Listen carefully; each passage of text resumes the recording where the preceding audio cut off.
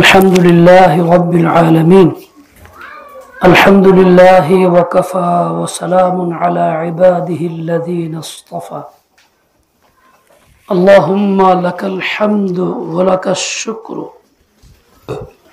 اللهم لا أحصي ثناء عليك أنت كما أثنيت على نفسك اللهم لك الحمد كالذي تقول خيرا مما نقول أما بعد فقد قال رسول الله صلى الله عليه وسلم تعلموا العلم وعلموا الناس تعلموا الفرائض والقرآن وعلموها الناس تعلموا القرآن وعلموه الناس فإني مقبوض والعلم سيقبض وتظهر الفتن حتى يختلف اثنان في شيء لا يجدان أحدا يفصل بينهما أو كما قال عليه الصلاة والسلام মুহতারাম উলামায়ে কেরাম মুরব্বিয়ান এবং পর্দার আলে আমাদের মুসলিম কন্যা সন্তান বোনেরা আল্লাহ পাকের শুকর আদায় করি যিনি আমাদেরকে এই ফিতনাপূর্ণ যুগে হাজারো ফিতনা থেকে মুক্ত অবস্থায় দ্বীনি ইলম শিক্ষা কেন্দ্রে ভবিষ্যৎ জিন্দেগি ফিতনা থেকে মুক্ত থাকার জন্য দ্বীনি ইলম শিক্ষা কেন্দ্রে আসার সুযোগ দিয়েছেন। আল্লাহ তাআলার ফজল করম আমাদের প্রতি হয়েছে, আর না হলে আমাদের চেতে অনেক নামী দুনিয়ার নিয়মে সম্পদের অধিকারী, রূপ লাবণ্যে ভরা, বংশীয় মর্যাদায়ও বেশি, প্রভাব প্রতিপত্তিও আছে অনেক বেশি, এমন বহু লোক দ্বীনের ইলম থেকে বঞ্চিত, যারা এখানে আসে নাই, আসতে পারে নাই। আমরা দুনিয়ার নিয়মে বাছাই যদি হইতো তাহলে আমরা হয়তো এই জায়গায় আসার সুযোগ সকলে পাইতাম না, কিন্তু দুনিয়ার নিয়মে আল্লাহ পাক বাছাই না কইরা দয়া করছেন আমাদের প্রতি, যে আমাদেরকে ইলমে দ্বীন শিখার জন্য এই শিক্ষা কেন্দ্রে আসার সুযোগ দিয়েছেন। এবং যোগ্য উলামায়ে কেরাম এর তরবিয়তে, তাদের নিগরানিতে আমাদের থাকার তৌফিক দিয়েছেন, উপযুক্ত শিক্ষক মিলাইছেন, যাদের থেকে আমরা প্রয়োজনীয় ইলম শিক্ষা করতে পারতেছি। আল্লাহ তাআলা এই প্রতিষ্ঠানকে কবুল করেন, আমাদেরকেও আল্লাহ তাআলা কবুল করেন, কাউকে আল্লাহ পাক মাহরুম না করেন। বেশ কয়েকজন উলামায়ে কেরাম একটু আগেই বয়ান করছেন, আমরা তা শুনছি। ওনাদের মুখ থেকে যে সমস্ত কথাগুলি বের হয়েছে সেইগুলি মোতাবেক আল্লাহ পাক আমাদেরকে চলার তৌফিক দান করেন।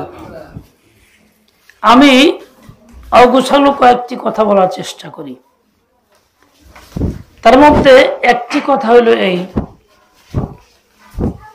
নবী আকদাস সাল্লাল্লাহু আলাইহি ওয়াসাল্লামের ইলম আমলের আমরা ওয়ারিস, শুধু ইলমের না, ইলম এবং আমলের। শুধু ইলমের কথা বেশি বলা হয় কারণে আমলের কথাটা উজ্জ্ব হয়ে গেছে। নবী সাল্লাল্লাহু আলাইহি ওয়াসাল্লাম যেমন উতীতু ইলমাল আউয়ালিন ওয়াল আখিরিন, পূর্বের পরের সকলের ইলম আল্লাহ তাআলা ওনাকে দিয়েছেন, ইলমের সবচেয়ে বড় ছিলেন। ঠিক আমলের ক্ষেত্রেও ওই রকমই ছিলেন। সমস্ত নবীদের আমল এক পাল্লায়, মুহাম্মদুর রাসূলুল্লাহ সাল্লাল্লাহু আলাইহি ওয়াসাল্লামের আমল এক পাল্লা। রাতকে রাত এমন গেছে যে রাতে ঘুম ছিল না, দাঁড়ায় থাকতেন, নামাজে দাঁড়ানো অবস্থায় কাটাইতেন, রুকুতে কাটাইতেন, সাজদায় কাটাইতেন, নফলের ক্ষেত্রে। ফরজ তো কথাই নাই। রাসূল আকরাম সাল্লাল্লাহু আলাইহি ওয়াসাল্লাম দ্বীনের কোনো কাজে ক্ষতি হলে সেটা মোটেই বরদাস্ত করতেন না, অবশ্যই তার প্রতিশোধ গ্রহণ করতেন। দুনিয়াবী কোনো বিষয়ে কিছু হইলে সেই ক্ষেত্রে কিছু করতেন না, ক্ষমা করতেন। আমরা যারা উলামায়ে কিরাম বা তালেবাতে উলুম যারা আছে, ইলম শিখতে শিক্ষার্থী, সকলেই কিন্তু নবী পাকের ইলম এবং আমলের ওয়ারিস।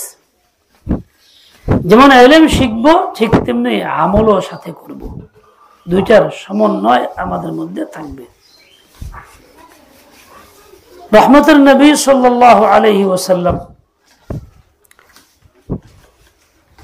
এমন কোন আয়াত নাই, এমন কোন শব্দ কোরআনের নাই যার প্রতি আমল করেন নাই। আমার আপনার জিন্দেগি এমন পাওয়া যাবে যে বহু আয়াতের উপরে আমাদের কোনো মোটেই আমল নাই, ভ্রুক্ষেপে নেই। আমল আছে 2-4টা আয়াতের উপরে, তাও আংশিক। নামাজ কায়েমের কথা আছে আয়াতের মধ্যে, নামাজ কায়েম তো করি না, পড়তেছি। কারণ 5 ওয়াক্ত নামাজ জামাতের সাথে নিয়মিত ইহতিমাম কইরা, সুন্নত ওয়াজিব সব আদায় কইরা নামাজ আদায় করতেছি, এমন লোকের সংখ্যা আমাদের মধ্যে খুবই কম। মা বোনরা যারা ঘরে নামাজ পড়েন, নিয়মিত 30 দিনেই মাসে একেবারে প্রতি ওয়াক্তেই আদায় করেন নামাজ, এরম মা বোনদের সংখ্যা শতকরা একজনও পাওয়া যাবে না। বরং শতকরা 100 জনই এমন হবে যারা নামাজ পড়েন, তাদের সংখ্যা বলছি, তাদের এই নামাজ কাজা হয়, ছেড়ে দেওয়া হয় বিভিন্ন অজুহাতে, বিভিন্ন কারণে। সবচেয়ে বড় আমল এবং ইবাদত হচ্ছে নামাজ। তার অবস্থাটা এরকম, পুরুষের মধ্যেও মহিলাদের মধ্যেও। আমলের ওয়ারিস আমাদের দাবি, কাজের ক্ষেত্রে কোনো মিল আমাদের নাই। নবী আকরাম সাল্লাল্লাহু আলাইহি ওয়াসাল্লাম অত সবচেয়ে বেশি ইহতিমাম করছেন নামাজের এবং জামাতের। কোরআনে পাকেও আল্লাহ তাআলা নবী আকরামকে হুকুম দিয়েছেন, এমনকি খাস ভাবে ওয়া'মুর আহলাকা বিস-সালাতি ওয়াসতাবির আলাইহা লা নাসআলুকা রিজকা নাহনু নারযুকুকা ওয়াল আকিবাতু লিত-তাকওয়া। নবী, আপনি আপনার পরিবারকে, সদস্যদেরকে নামাজের তাকিদ দেন, তার উপরে আপনি অটল দৃঢ় থাকেন। নবীর পরিবারের লোকজন কি নামাজ পড়তো না? অলস ছিল, গাফলত ছিল? মোটেই না। তারপরেও আবার হুকুম এবং তাকিদ, তাকিদের উপরে তাকিদ। আর শুধু এই আমলটাই যদি দেখি, আমাদের জিন্দেগিতে মিলাই, তাহলে দেখা যাবে এই শতকরা একজনও এরকম নবী আকরামের এই আমলটার ওয়ারিস হইতে পারিনি। অন্যান্য বিষয় তো অনেক দূরে। ঠিক তেমনি রমজানের রোজার হুকুম আছে এক আয়াতে, কুতিবা আলাইকুমুস সিয়াম, তার কিছুটা পালন করি, তাও সব লোক না, কিছু লোক সেটাও হক আদায় করে না। রমজানের যে হক ছিল, যে পরিমাণ, রোজা যাকে বলে, রোজার হাকিকত সহ আদায় করি না। রসমি তুরবর মানুষ রোজা রাখে, সকালে শেষ রাতে খায়, সন্ধ্যা ইফতার করে, সারাদিন না খায়া থাকে, আমিও তাই করি, এর ব্যতিক্রম কিছু আর হয় না। এই জন্যই রমজানের রোজার পরেও আমার মধ্যে পরিবর্তন নাই, তাকওয়া আসে নাই। এই 2-2.5 মাস আগেই রমজান গেল, এখন আমার ভিতরে অবস্থা অনেক পরিবর্তন। এখন গুনাহের প্রতি আকর্ষণ যথেষ্ট পরিমাণে আছে, বিভিন্ন গুনাহ করতেছি, যা আগে করতাম সেগুলি আছে বহাল, ছাড়ি নাই, ক্ষান্ত হই নাই। তাহলে রমজানের রোজাটাও নিয়ম অনুযায়ী আমি আদায় করি নাই, করতে পারি নাই, আমলের মধ্যে এইটুক করছি। এরকম ভাবে আতুজ যাকাতের মধ্যে কেউ আমল করি, আংশিক কিছু লোক, সকল সামর্থ্যবান ব্যক্তি সম্পদশালী করে না। যারা করে তারাও আবার কোন রকম মনের বুঝ দেই তো কাপড় চোপড় কিনা দেই, মানে পরিপূর্ণ হিসাব করে যাকাত আদায় করার লোকের সংখ্যা নিহায়াত কম। এমনিতে কিছু মুক্তা দিয়ে দেয়, কাপড় চোপড় দিয়ে দেয়, মনে করলো যাকাত আদায় হয়ে গেছে, এটাও আমল নেই। হজের ক্ষেত্রেও ঠিক তাই। এরকম 4-5টা আয়াতের মধ্যে কিছুটা আংশিক আমল করি। নবী পাকের আমলের ওয়ারিস আমরা যদিও দাবিদার, বাস্তবে ওয়ারিস নিজেকে বানাইতে পারি নাই। আমার আপনার কর্তব্য হইল জিন্দেগি পরিবর্তন করা। যেমন দাবি করে নবীর ওয়ারিস হিসাবে, ঠিক তেমনি ওই রকমই ইলম আমল দুইটার মধ্যেই যেন নবীর ওয়ারিস নিজেকে বানাইতে পারি। ইলমের ক্ষেত্রে কি অবস্থা? নবী আপনার ইলম তো ছিল পূর্ববর্তী পরবর্তী সকলের ইলম, আমাদের 1000 ভাগের 1 ভাগও নাই। না নামাজের মাসআলা, না রোজার মাসআলা, না নিজের চলার কথা। মানিকগঞ্জ শহরে একদিন মাগরিবের নামাজ পড়লাম। একজন মসজিদের ইমাম সাহেব, উনি ভালো আলেম, একজন মুসল্লি কিনা আমার কাছে এসে বসছে, বলতেছে হুজুর এটা মাসআলা আমি জিজ্ঞাসা করবো। বললাম বলেন। তো বলে যে মাগরিবের নামাজ পড়ছি, ইমামের সাথে পাইছি 1 রাকাত, বাস্তব হয়েছিলাম, বাকি 2 রাকাত আমাকে পড়তে হবে। কেমনে পড়বো, বসবো কোন সময়? একবারে 2 রাকাত শেষ করে 3য় রাকাতে বসবো, নাকি 1 রাকাত পড়ে বসবো?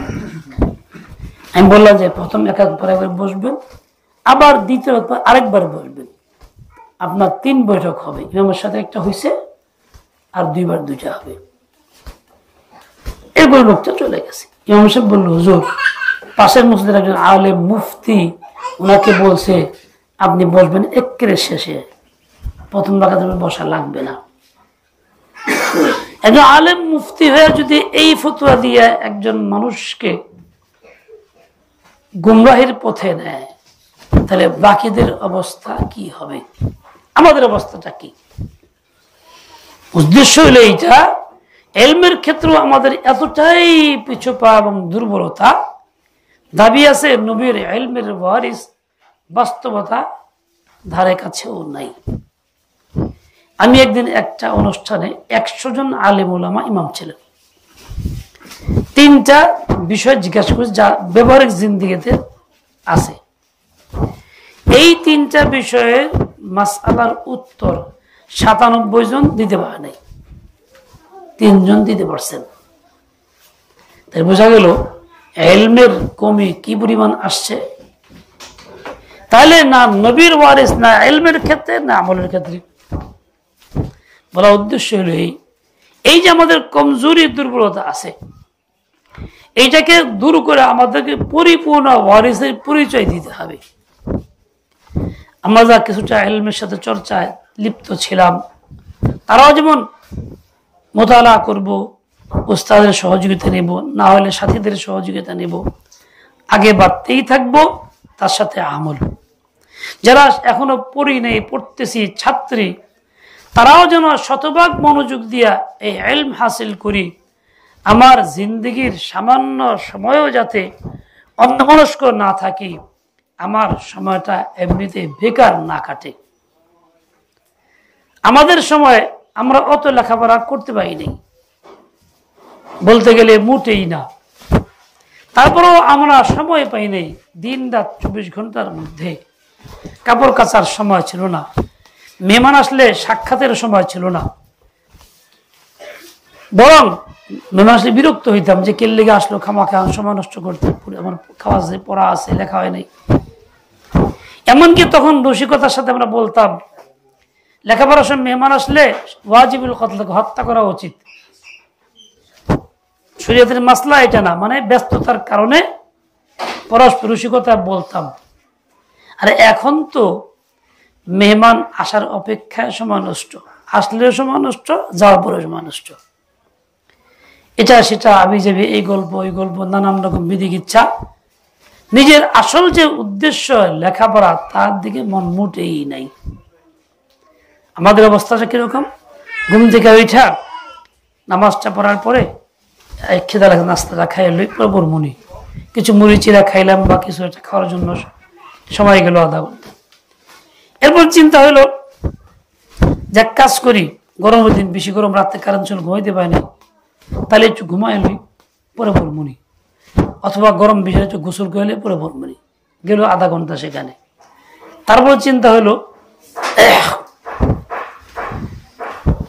অমুকে আসছে বাড়ির কাছ থেকে, তার একটু খবর টবর দিয়ে লই, গেল এখানে 15-20 মিনিট।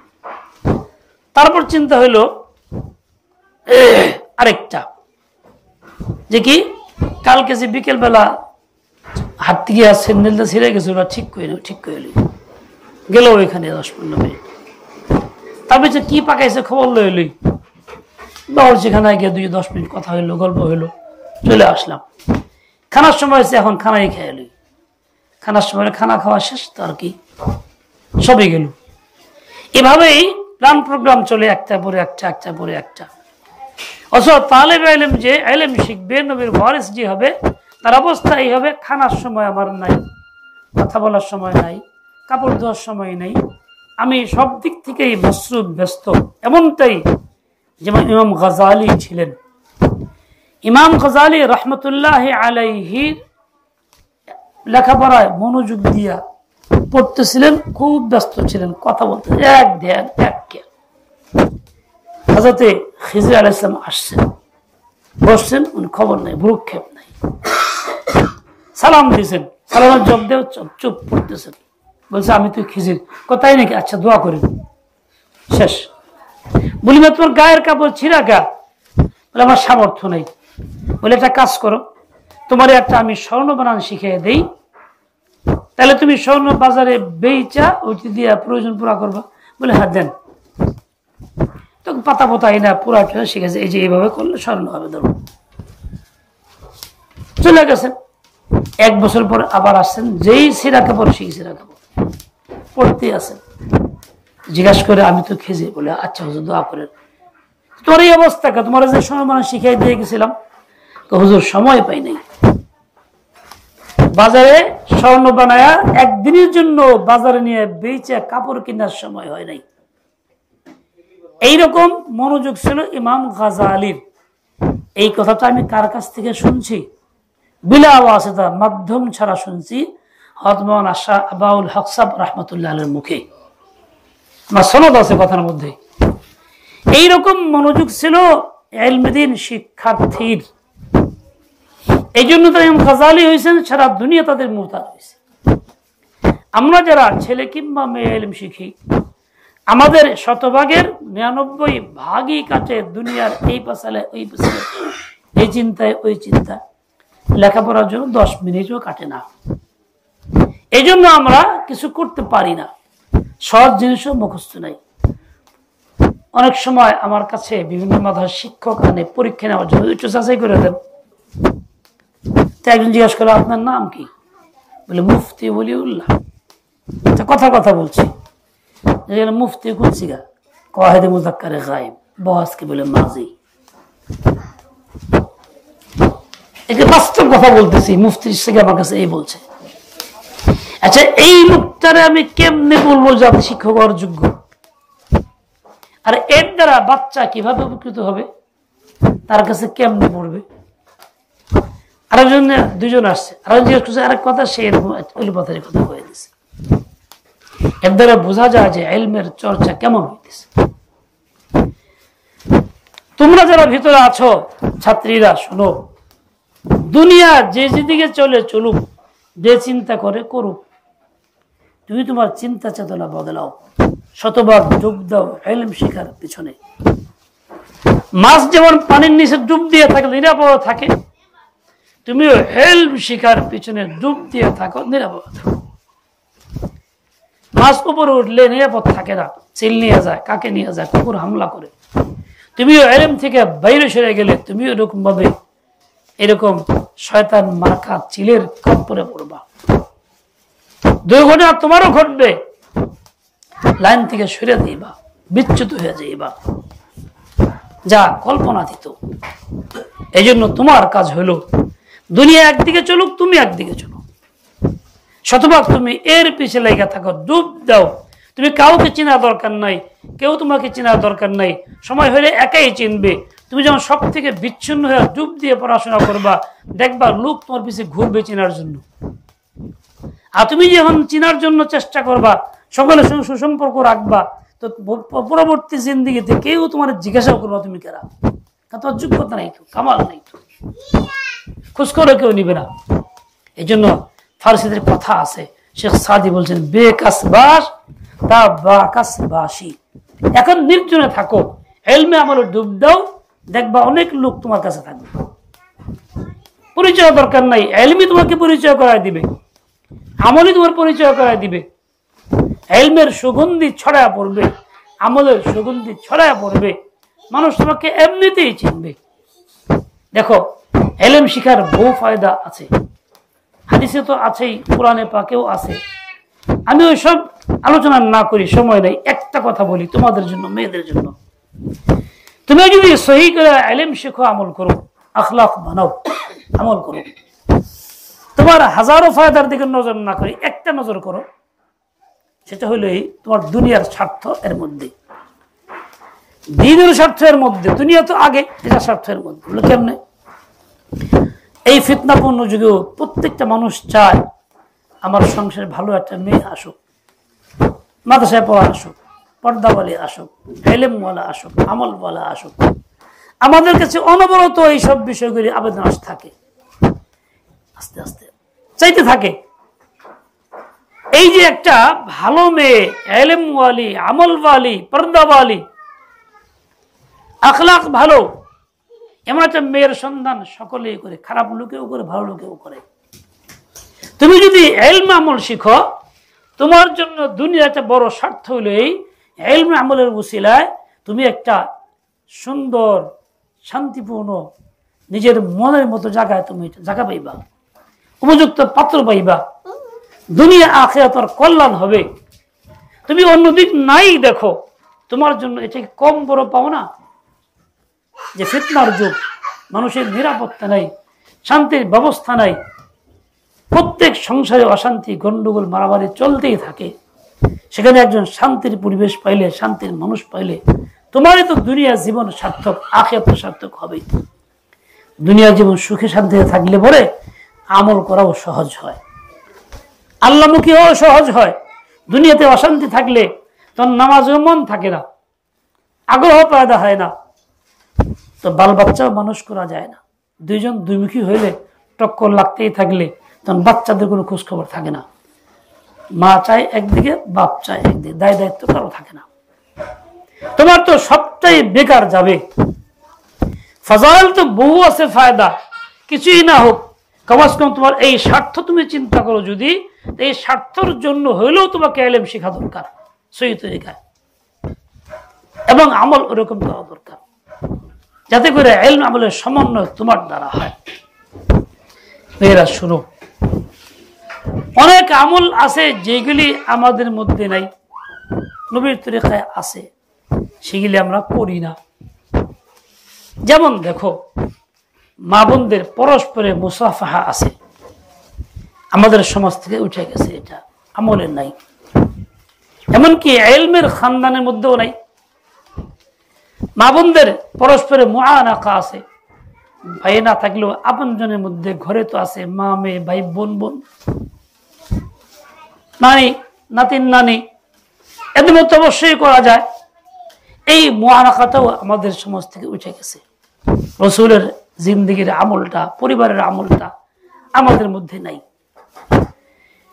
ইলম নাই, আমল নাই, বড়টাও নাই, ছোটটাও নাই। এরকম দেখো কতগুলি ভুল চিন্তা চেতনা আমাদের মধ্যে কাজ করতেছে। ইলমের পরিবেশে ইলমের ভান ধইরা, যেমন তোমাদের একটা চিন্তা চেতনা হইল এই যে আমরা তো বোরকা পড়ছি, পর্দা তো হয়েই গেছে, স্বাধীন মতো চলাফেরা করি, তাই পুরুষ মহলে যাইতেছ, আসতেছ, কথা বলতেছ, বেতাকাল্লুফ গাইতে উঠতেছ, পরপুরুষের গায়ে গায়ে বসতেছ, উঠোতে উঠা, বাসে উঠে সিটে বসতেছ পরপুরুষের সঙ্গে, এটা বসলা কেন? পর্দা তো করছি, বোরকা তো আছেই। বোরকার নাম কি পর্দা? না পরপুরুষের নাগাল থেকে দূরে থাকার নাম পর্দা। পরপুরুষের থেকে দূরে থাকার নাম পর্দা। দূরে থাকার একটা ওসিলা বোরকা। তোমার বোরকাটাকে পর্দা মনে করছো, আসল পর্দা বাদ দিছো। তাই যদি না হয় তাহলে তুমি দেখো, যদি তোমাকে কোনো পুরুষ পর্দার উপর থেকে জড়ায়া ধরে, তুমি রাজি থাকবা কি থাকবে না? তোমার স্বামী কি রাজি থাকবে কি থাকবে না? তোমার বাপকে বরদাস্ত করবে কি করবে না? কেন করবে না? পর্দা তো আছে তোমার ধারণায়। তো পর্দা থাকলে সমস্যা কি? তুই পর্দা আছে ধারণা করে পরপুরুষের গায়ে গায়ে লাগতেছ, হাতে হাতে লাগতেছে, হাতে হাতে লাগতেছে, গায়ে গায়ে লাগতেছে, কিন্তু পর্দা বাহানা কি বুরকা, ওই লাগাতেই একজন তোমার ধরলো, তো সমস্যা কি? তাহলে বোঝা গেল তুমি নিজেটা দিল থেকে স্বীকার করো না, পরিবেশ স্বীকার করো না, কিন্তু উপর দেখো বোরকা আছে, পর্দা। এই তুমি উপর দিয়ে বলো এটা শয়তানের ধোকায় আছো, পর্দার নামে কঠিন হারামে লিপ্ত আছো, কুবিরা গুনাহে লিপ্ত আছো। এটা না ইলম না আমল, এটা সহি ইলমও না সহি আমলও না, বিভ্রান্তির মধ্যে আসো। তোমার কর্তব্য হলো এই ধরনের ক্ষেত্রে নিজেকে পরিপূর্ণ শরীয়ী পর্দার ব্যবস্থা রাখা, এর আওতায় নিয়ে আসা, পরপুরুষ থেকে সম্পূর্ণ বিচ্ছিন্ন থাকা। তুমি একজন মহিলা পরপুরুষের সঙ্গে কথা বলতেছো, কথার মধ্যে হাসতেছো, রসিকতা করতেছো, টিকা চিপ্পুনে কাটতেছো, এই কথা সেই কথা কইতেছো, তোমার ধারণায় বোরকা পরে আসি, অনেক দূরে আসি, যার সাথে কথা কই সে তো অনেক দূরে আছে। দুনিয়ার কোনো মুফতি আছে ফতোয়া দিতে পারবে এরকম মোবাইলে রসিকতা করা, কথা বলা, গায়রে মাহরামের হাসি তামসা করা জায়েজ বলতে পারবে কেউ? পৃথিবীর কোনো মুফতি বেআমল ফাসিক হলে বলতে পারবে না এটা হারাম, কবিরা গুনাহ। পরপুরুষের সঙ্গে সামনে বসে রসিকতা গল্প করতে আড্ডা যেমন না জায়েজ, মোবাইলও ঠিক না জায়েজ, ওইরকমই হারাম। এর দ্বারা মন চলে যায় ওইদিকে, শুধু মন যায়, কদিন পর দেহও চলে যায় ওইদিকে, জিন্দেগি বরবাদ হয়, সংসার নষ্ট হয়। আজ তুমি এটাকে মনে করো কোনো অসুবিধা নেই, বোরকা তো আছে, পর্দা তো করি। এই জন্য অনেক মুসলিম ভাইয়েরা আমার মেয়েদেরকে কলেজে পড়া বোরকা দিয়ে পাঠায়, পর্দা পর্দা করে বুঝে, বোরকা পরে যায় না, বোরকা পরে যাওয়াটাকে পর্দা মনে করতেছে, অথচ এটা মোটেই পর্দা না। শরীয়তে পর্দার হুকুম এরকম না। এভাবে তুমি নিজেকে বরবাদ করতেছো, জিন্দেগি বরবাদ করতেছো, মনে করতেছো ভালো করতেছি, হারামটাকে হালাল মনে করতেছো। বহু আমল এমন আছে যে আমলগুলি আসলে সহি না, মনে করো সহি, তার মধ্যে এটা একটা অন্যতম আমল। অনেক মা বোনরা জামা পরে, জামা নিজেদের কামিজ বানায় বা যা কিছু বানায়, গলাটা বেশ বড়। পুরুষের পাঞ্জাবিগুলির গলা ছোট, একেবারে বোতাম লাগাইলে গলা বন্ধ চেপে ধরে, অথচ পুরুষের গলা খোলা, সমস্যা নাই, যে কোনো পর্দার অংশ, নাভির উপর থেকে সবটুক খুললে অসুবিধা নাই।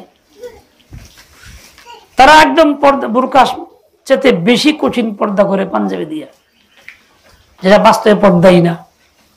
তোমরা মেয়েরা গলার 4 আঙ্গুল 6 আঙ্গুল নিচ পর্যন্ত ফাঁকা রাখো, পান গলা, ভিউ গলা, কি গলা বানাও।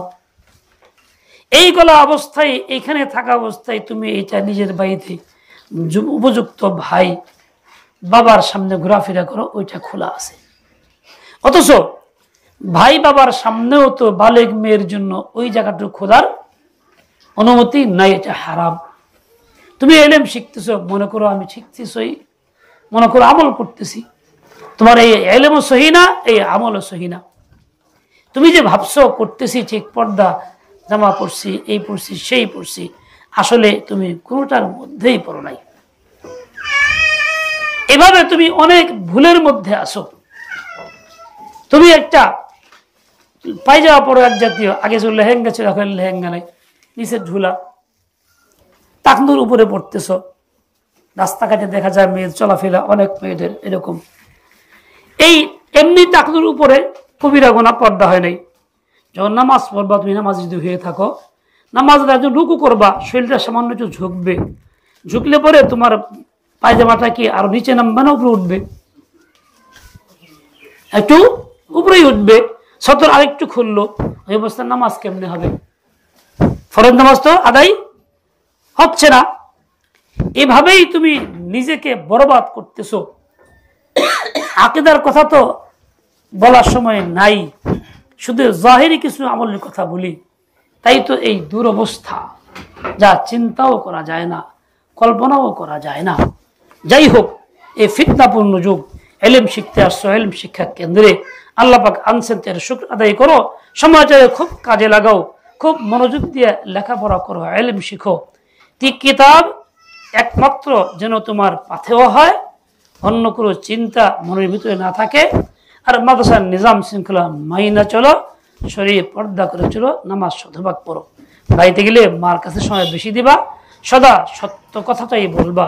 আল্লাহ পাক তোমাদের আমাদের সবাইকে সহি বুঝ দিয়ে দেন, হিম্মতে আইলে তৌফিক খায়র দিয়ে দেন।